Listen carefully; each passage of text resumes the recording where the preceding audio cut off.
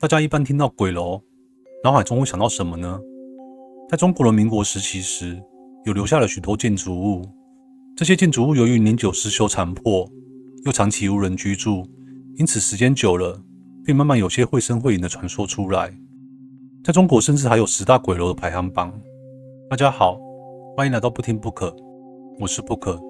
今天要说的这个故事，便是在中国十分有名的鬼楼——吉林公主岭鬼楼。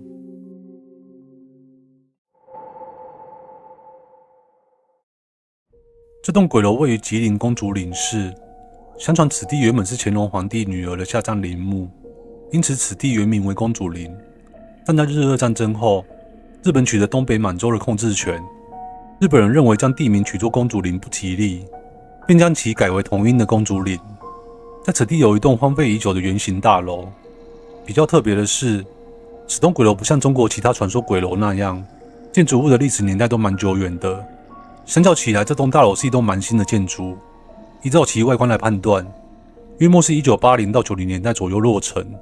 这栋圆楼又被称为公主岭鬼楼或是铁北鬼楼。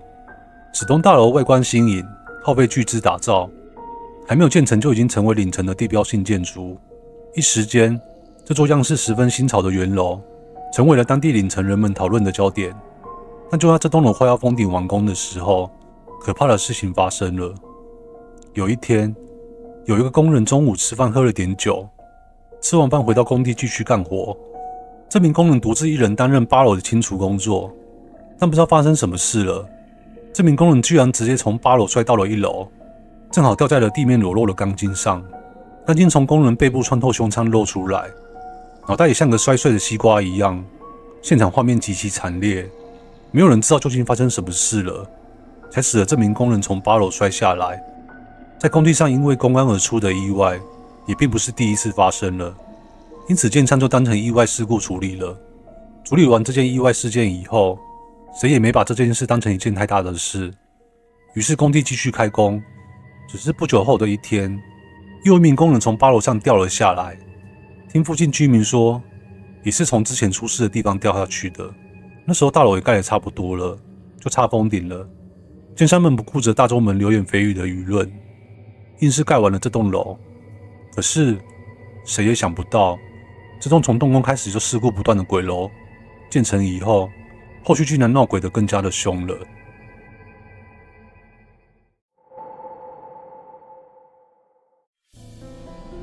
大楼建成后，成立了一家岭城当地最大的娱乐城，以宾馆、餐饮、KTV、酒吧、舞厅等为主要经营项目。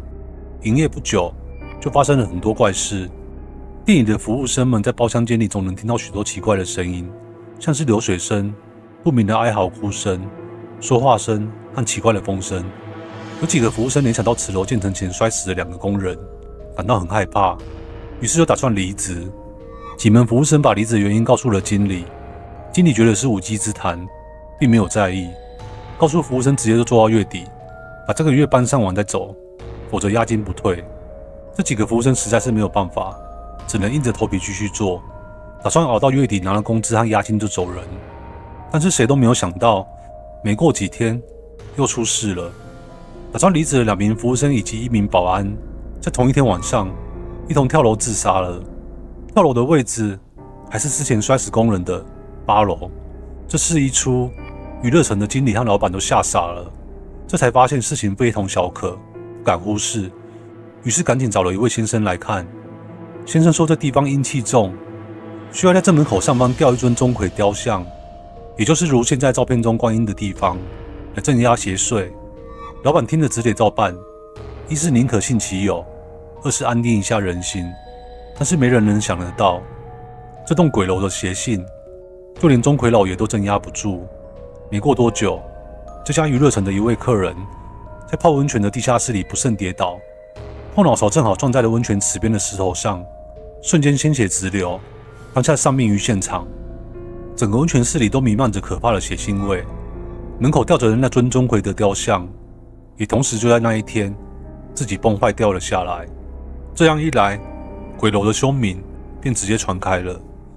当初建这座楼的投资人向银行贷款了800多万，本来打算营业后赚了钱还银行的贷款，但因为陆续发生了这么多事情，后续根本无法继续做生意，根本没有能力偿还银行的贷款。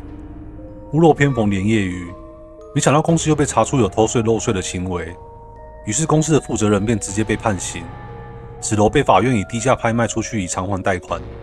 低价买了这栋鬼楼的承包商是个30岁出头不信邪的年轻人，打算重新翻修一下，做点别的生意。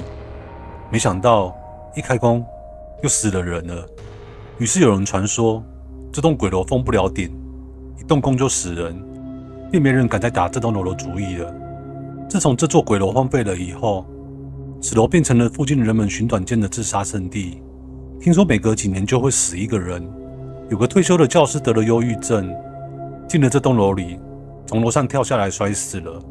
于是后来有人用砖头和石头把这栋鬼楼的入口封死，后续再也没有人进得去了。也不知是哪一天，在这栋3楼左右的位置，也就是以前钟馗雕像的位置，似乎多了一些什么东西。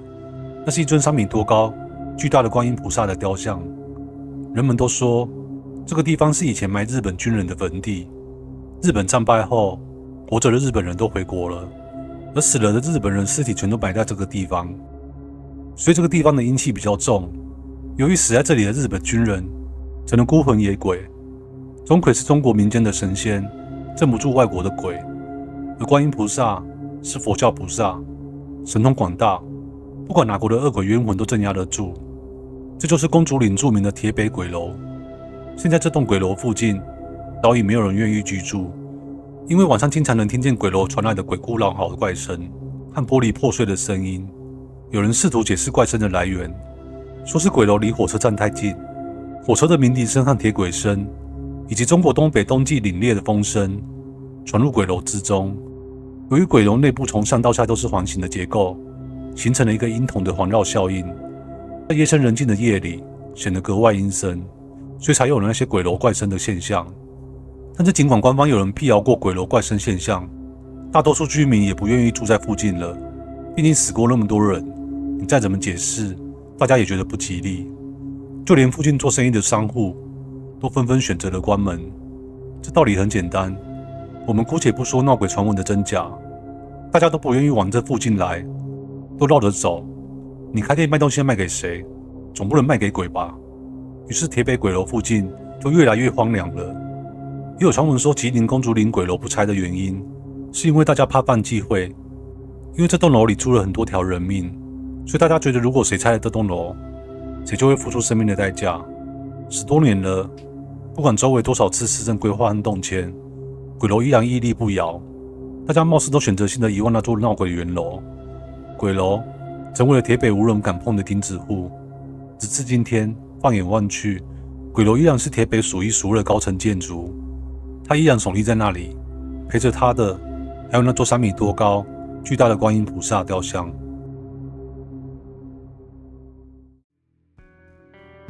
其实后续有资料指出，此栋大楼是因为后续资金调度有问题，以及相关事故才导致停工的。后期建商想要继续盖，但由于附近新火车站的建设和都市计划有相关问题，由于等等一连串的错误判断，或许是投资方因此而缩手的主因，也间接的导致了烂尾楼产生。至于施工期间导致工人和警卫以外摔死的问题，不可觉得很大的因素都要归咎于建商在建设的过程中是否去重视工人部分的公安问题。另外，附近的火车余音会在这个高楼中回旋，到了夜晚便会产生余音，让人以为是鬼叫。种种的情况加上后续人们的绘声绘影描述，最后便声名狼藉的成为人们口中的鬼楼了吧？不知道有没有听众是住在东北基林这边的？如果我听过这个传说，也欢迎跟布克我分享哦。今天的故事就到这边哦，我是布克，我们下期见，拜拜喽。